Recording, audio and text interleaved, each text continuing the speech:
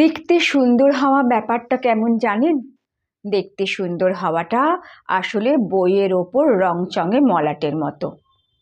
দেখবে মলাট বেশি দিন টেকে না, কয়েকদিন পর ওপরের এই মলাটটাই নষ্ট হতে থাকে। আসল গল্প তো থাকে বইয়ের ভেতরে। মানুষের ব্যক্তিত্ব, ব্যবহার, আচার আচরণ এগুলোই সারা জীবন থাকে। এইগুলোই মানুষের ভিতরকার জিনিস। সুন্দর মুখও একদিন তার জৌলুস হারায়, পেশিবহুল চেহারাতেও একদিন মেদ জমে, মাথা ভর্তি চুলও একদিন পড়ে যায়।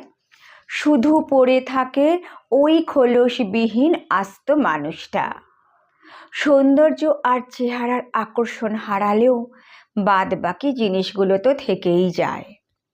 আকর্ষণীয় চেহারা দিয়ে কোনো মানুষকে যদি আজীবন বেঁধে রাখার কথা ভাবো, জানবে তোমার ভাবনাটাই ভুল।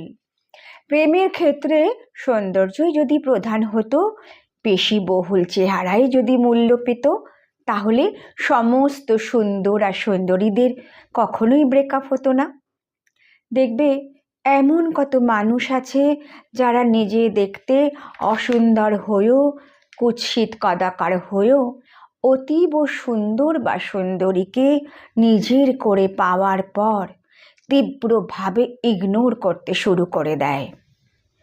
সৌন্দর্য শুধুমাত্র মনকে আকৃষ্ট করতে পারে, কিন্তু চিরদিন মনের মধ্যে আটকে থাকে না।